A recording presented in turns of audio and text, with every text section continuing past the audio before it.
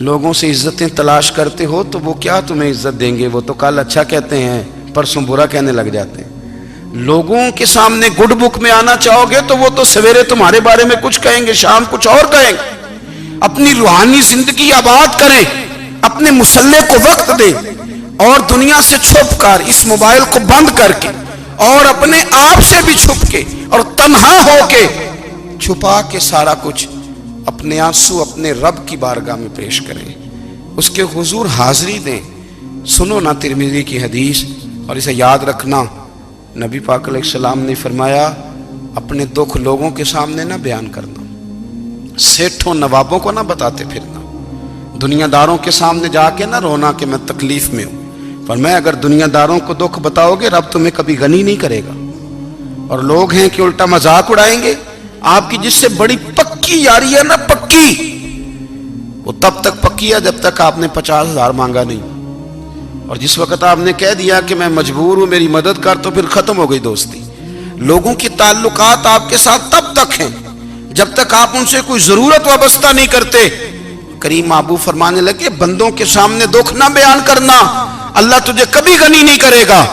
تو اپنے دکھ اپنے رب کو بتا، تو دعائیں مانگ، تو اس کی بارگاہ میں حاضر ہو، تو اس کے حضور عرض کر۔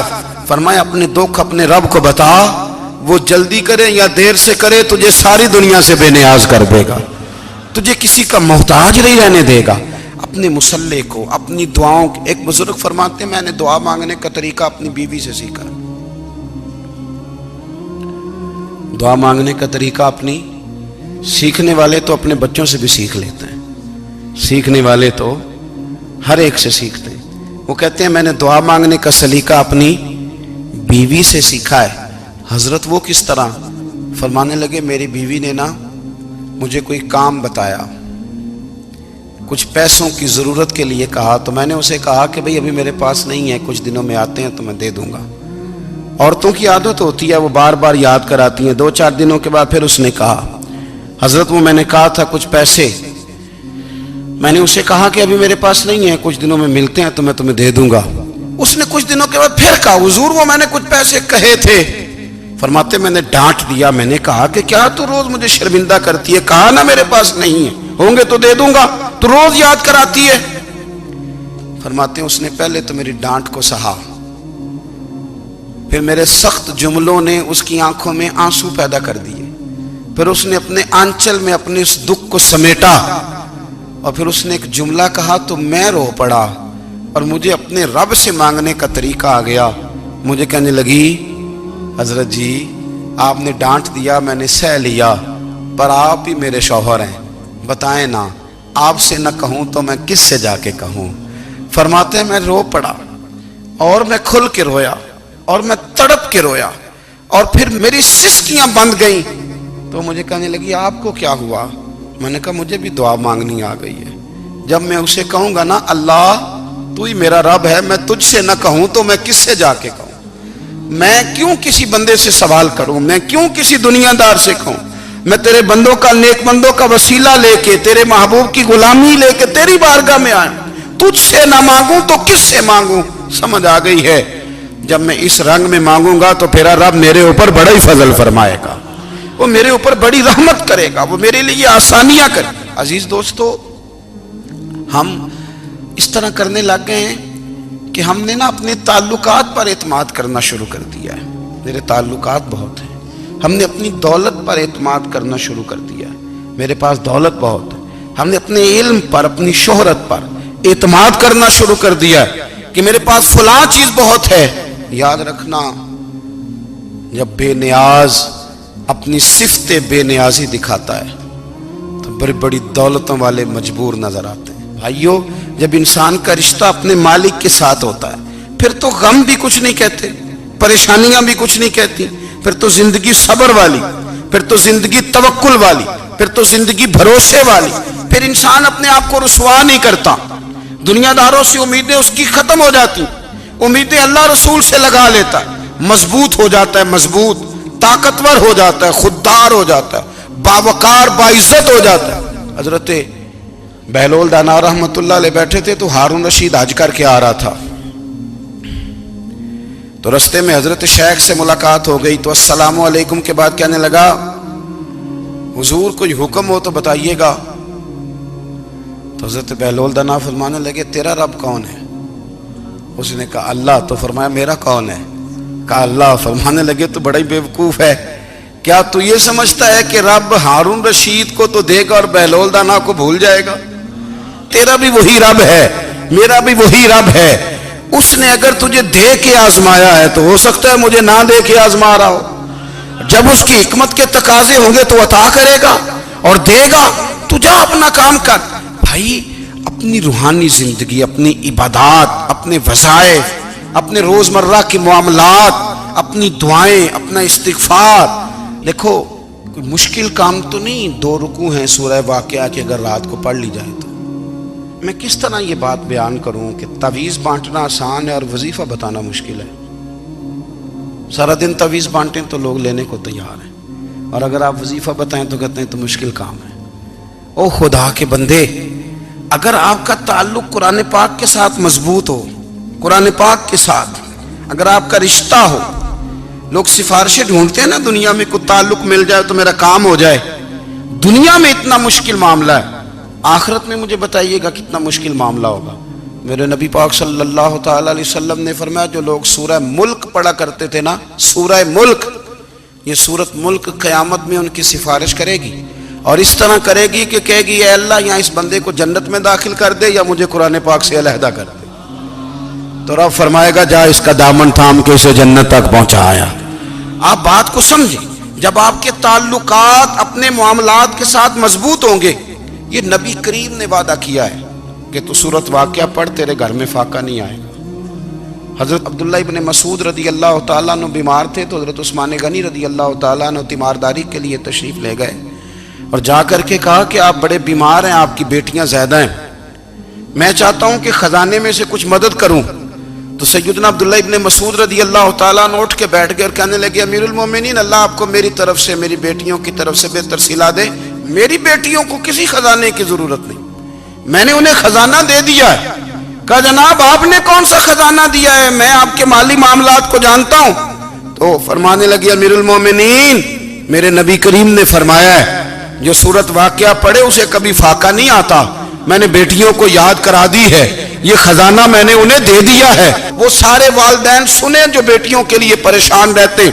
حضرت عبداللہ ابن مسعود نصیحت کر رہے ہیں، فرمانے لگے میں نے سورت واقعہ یاد بھی کرا دی ہے، پڑھنے کی عادت بھی ڈال دی ہے. حضور نے فرمایا ہے جو سورت واقعہ پڑھے اسے فاقہ نہیں آتا. کہنے لگے چاند تو اپنی جگہ چھوڑ سکتا ہے، سورج گر سکتا ہے، تارے ٹوٹ سکتے ہیں، پر مدینے والے رسول کی بات غلط نہیں ہو سکتی. حضور نے فرمایا فاقہ نہیں آئے گا تو انشاءاللہ کبھی بھی نہیں آئے گا. کرنے کا کام یہ ہے کہ ہم اپنے معاملات، اپنی عبادات، اپنی دعائیں کبھی 10 منٹ عادت ہو جائے نا دعا مانگنے کی علیحدہ سے رات کو. حضور نے فرمایا جو فرض نماز کے بعد دعا مانگے اللہ اس کی قبول کر لیتا ہے. نبی پاک صلی اللہ تعالی علیہ وسلم نے فرمایا اللہ مسافر کی دعا قبول فرماتا ہے. حضور نے فرمایا اللہ مظلوم کی دعا قبول فرماتا ہے. حضور نے فرمایا بیمار سے دعا کراؤ اللہ اس کی دعا قبول فرماتا ہے. میرے نبی پاک نے فرمایا ماں باپ جب بھی اولاد کے لیے ہاتھ اٹھائیں، ویسے تے بلے شاہ تو آسمانی اڑ دیا ہی پھڑ دیں، جڑا گھر بیٹھا انہوں بڑھیا ہی نہیں. حضور فرمانے لگے ماں باپ جب بھی اولاد کے لیے دعا فرمائیں اللہ ان کی دعا کو قبول کرتا ہے. آپ اپنا تعلق بنائیں دعا کے ساتھ، عبادت کے ساتھ، مصلی کے ساتھ رشتہ بنائیں، استغفار پڑھیں. صلاح الدین ایوبی صلیبی جنگوں میں تھے، رات کو مسجد اقصی میں نماز پڑھی تو پریشان تھے. ایک بزرگ سے ملاقات ہوئی تو وہ کہنے لگے کہ آپ بڑے پریشان ہیں. کہنے لگے حضور پریشان اس لیے ہوں کہ پہلے ہی مسلمان کمزور ہے، اب میں نے سنا ہے دشمن کا ایک بحری بیڑا وہ جنگی سامان سے بھرا ہوا آ رہا ہے، تو اب ان کے پاس اور تلواریں اور نیزے آ جائیں گے، مسلمانوں کے پاس پہلے ہی وسائل کی کمی ہے، پریشان ہو کس طرح کر کے مقابلہ کریں گے. یہ بات کہتے ہی صلاح الدین ایوبی نے بزرگوں سے کہا حضور آپ بھی دعا کرنا، دعا کی بڑی طاقت ہے. میرے نبی پاک نے فرمایا دعا مومن کا ہتھیار ہے، دعا مومن کا، دعا مومن کا۔ حضور نے فرمایا تقدیر کو سوائے دعا کے کوئی چیز نہیں بدل سکتی۔ دعا مومن کا ہتھیار ہے، یہ کافر کے پاس کوئی نہیں، یہ ہتھیار ہے مومن کا۔ اللہ کرے آپ کو سمجھ آئے، پھر سنیں، کئی بار کہہ چکا ہوں یہ ہتھیار ہے۔ کافر کے مقابلے میں جو تیرے پاس سب سے بڑا ہتھیار ہے وہ دعا ہے۔ دعائیں کرانی چھوڑ دی، کرنی چھوڑ دی، لینی چھوڑ دی۔ حضرت سیدنا انس بن مالک رضی اللہ تعالیٰ عنہ فرمایا کرتے تھے، میں نے وہ رنگ دیکھا ہے جب حضور دعا مانگتے تھے اور حضور کی مقدس آنکھوں میں آنسو بھی ساتھ ہی بہا کرتے تھے، میں نے وہ انداز دیکھا ہے۔ تو صلاح الدین ایوبی بزرگ سے کہنے لگے آپ بھی دعا کیجئے، اور خود رونے لگے اور سر سجدے میں رکھ کے رونے لگے، اور عشاء سے لے کر فجر تک روئے، خوب روئے۔ صبح وہ بزرگ آئے تو صلاح الدین ایوبی کا خوبصورت اور ہنستا ہوا چہرہ دیکھا، کہنے لگے آپ بڑے خوش ہیں، رات تو میں نے بڑے روتے ہوئے دیکھا تھا۔ تو کہنے لگے حضور وہ جو بحری بیڑا آ رہا تھا نا وہ پانی میں ڈوب گیا ہے، اب وہ نہیں آ رہا، ابھی خبر آئی ہے تو میں بڑا خوش ہوں۔ بزرگ کہنے لگے اٹھ سینے سے لگ اور سن ایک بات، وہ بحری بیڑا پانی میں نہیں ڈوبا، وہ تیرے آنسوؤں میں ڈوب گیا ہے۔ وہ جو تو رات رویا ہے نا رب کریم کی بارگاہ میں تو وہ ڈوب گیا ہے۔ حضرت عائشہ صدیقہ رضی اللہ تعالیٰ عنہ فرماتی ہیں ایک عورت تھی اور اسے نبی پاک صلی اللہ تعالیٰ علیہ وسلم نے نا وہ کلمہ پڑھ کے مسلمان ہوئی، مدینہ طیبہ آ گئی تو حضور نے مسجد نبوی شریف میں اس کے لیے مکان، ایک سادہ سا کمرہ ساتھ مسجد کے بنوا دیا، وہیں رہنے لگی۔ اکثر وہ سیدہ طیبہ کے پاس آتی تو حضرت عائشہ صدیقہ رضی اللہ تعالیٰ عنہ فرماتی ہیں وہ بڑی باتیں سناتی اور آخر میں کہتی وہ ہار والا دن بھی بڑا عجیب دن تھا اور میرے رب کی قدرتوں کا دن تھا، وہ بھی بڑا عجیب دن تھا۔ سیدہ عائشہ صدیقہ رضی اللہ تعالیٰ عنہ ایک دن فرمانے لگی کہ تو ہار والے دن کا بڑا ذکر کرتی ہے، وہ کیا دن تھا؟ تو خاتون کہنے لگی اماں جی وہ دن تھا جب میرے رب پر بھروسہ اور مضبوط ہو گیا، جس دن میرا اپنے رب پر توکل اور بڑھا، میرے ایمان میں یقین میں اور پختگی آئی۔ کہنے لگی میں ایک گھر کی کنیز تھی، نوکرانی تھی، اس گھر میں ایک بچی تھی جس کے پاس سونے چاندی ہیرے جواہرات کا ہار تھا۔ اس زمانے میں نا چمڑے کے اوپر لوگ ہیرے جواہرات لگاتے تھے، کئی دفعہ سرخ رنگ کے چمڑے پہ لگائے جاتے تھے، وہ بچی پہنتی تھی۔ تو کہتی ہوں بچی کے اس نے اتار کے رکھا یا اس سے گرا وہ ہار تو چیل اسے اٹھا کے لے گئی گوشت سمجھ کے اور میرے سامنے اٹھا کے لے گئی۔ گھر والوں نے مجھ سے پوچھا، یہ بخاری میں موجود ہے، گھر والوں نے پوچھا مجھ سے کہ وہ ہار کہاں ہے تو میں نے کہا چیل اٹھا کے لے گئی۔ گھر میں کچھ چوری ہو جائے تو سب سے پہلا الزام کس پہ لگتا ہے؟ ملازمین پہ۔ کہتے انہوں نے مجھے بڑا مارا، بڑی تکلیف تھی، حتیٰ کہ میری شرمگاہ تک کی تلاشی لی، میری عزت اتنی خراب کی میں بتا نہیں سکتی۔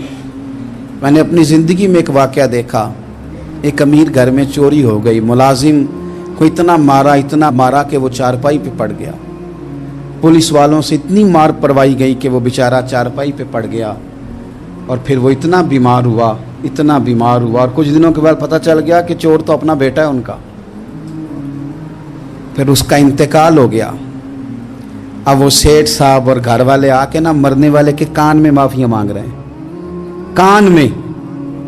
تو میں نے ان سے پھر کہا تھا کہ یہ تو اب چلا گیا ہے، تمہارا زور چلتا تھا نا تو تم نے قانون خریدا اور تم نے اسے جتنا ہو سکا تم نے اسے مار پڑوائی، تمہارے پاس جو عدالتیں تھیں تم نے وہاں کارروائی کی، اب ایک عدالت قیامت کے دن لگے گی۔ یہ کمزور تھا نا، کچھ کر نہیں سکا۔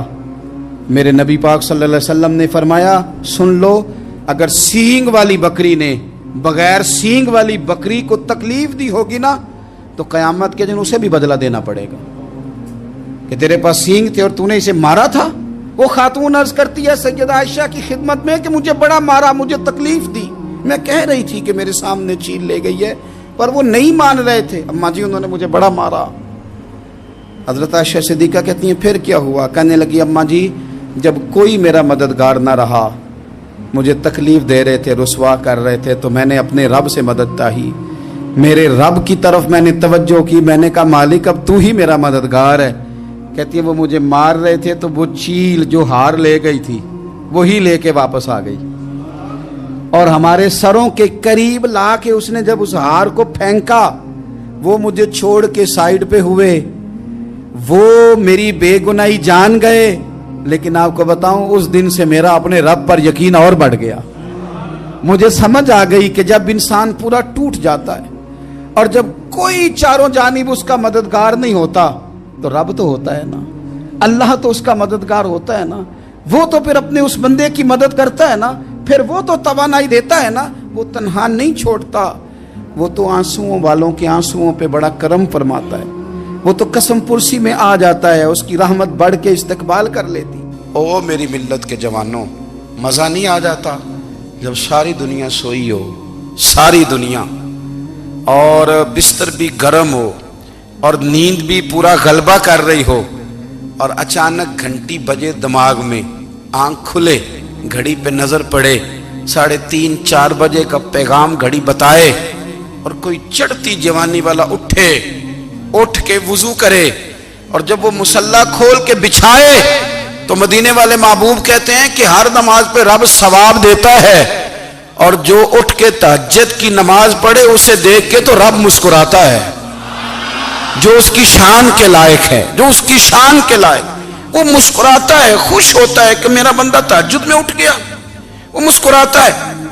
काश हमारी सुबहें कभी अपने मालिक के नाम हो जाएं, काश के सुबह। हजरत अबुल हसन रहमतुल्लाह ताला अलैह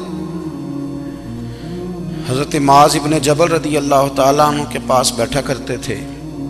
फरमाते हैं उनसे जो प्यार बढ़ा तो फिर मेरा मुसल्ले से भी बढ़ गया। ताबिएं फरमाते हैं सहाबी रसूल से मोहब्बत हुई तो जिक्र से भी हो गई, फिर दुरूद शरीफ से भी हो गई। मोहब्बत उनसे बढ़ी तो फिर अल्लाह ने मस्जिद का प्यार भी बढ़ा दिया। आप फरमाते हैं कि मेरी हर वक्त तबीयत चाहती थी कि बस अल्लाह अल्लाह करूं, बस अल्लाह अल्लाह करूं, बस ना मैं जरा थोड़ी जान छुड़ाऊं लोगों से, कुछ 10 मिनट मिले तो मैं कुछ 4 नफल पढ़ लूं, मैं थोड़ा सा ना बचूं लोगों से, और मुझे तस्बीह मिले तो मैं ना कुछ 400-500 दफा इस्तिगफार पढ़ूं, सुभान अल्लाह, अल्हम्दुलिल्लाह, अल्लाहु अकबर, ला हौला वला कुव्वता इल्ला बिल्लाह, मैं ना तस्बीहात पढ़ूं।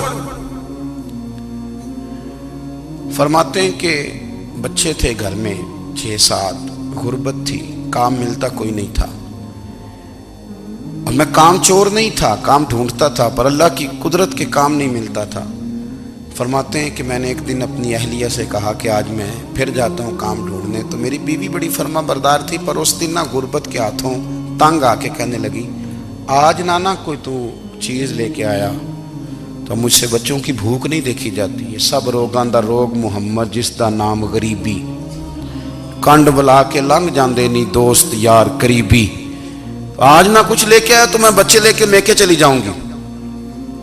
शेख फरमाते हैं कि मैं बड़ा परेशान घर से निकला, पर मैंने सुबह से लेके जोर तक काम ढूंढा, काम मिला कोई नहीं, तो मेरे दिल में ख्याल आया चलो काम नहीं मिलता तो अल्लाह अल्लाह तो करे ना, चलो बंदों की मजदूरी नहीं मिलती तो रब करीम की इबादत ही करते हैं। फरमाते हैं कि मैंने ना फुरात के पानी से वुजू किया, नहर के, शदीद धूप थी, साथ रेत थी और रेत तप रही थी, मैंने अपना रुमाल वहीं मुसल्ला के तौर पर बिछा लिया, और फरमाते हैं कि जोर से लेकर असर तक नमाज पढ़ी, धूप भी पूरे जोर पे, पर मेरे सजदे का ज़ौक़ भी पूरे जोर पे। फरमाते हैं सूरज भी चमक रहा है और रब की इबादत का ज़ौक़ भी पूरे जोर पे, मैं सजदा करूं तो फिर मेरा उठाने को जी ना चाहे।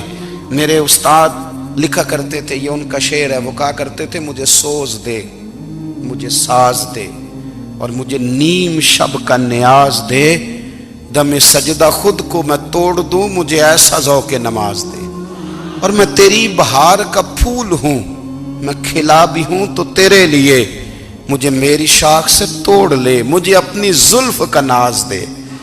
भाई फरमाते हैं कि असर तक मैंने नफल पढ़े, दिल ढलने लगा, असर की नमाज पढ़ी और मैं वहां से चला।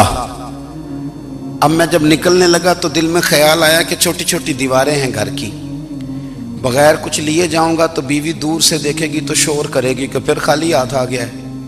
कहते मैंने अपने उसी रुमाल में जिस पे मैंने नमाज पढ़ी थी ना, रुमाल में की आखी दे पंजाबी जी साफा, कहते हैं उसी में ना मैंने कुछ रेत भर ली कि वो दूर से देखेगी तो समझेगी कुछ लेके आया है, चलो जाके उसे बता दूंगा कि आज फिर मजदूरी नहीं मिली।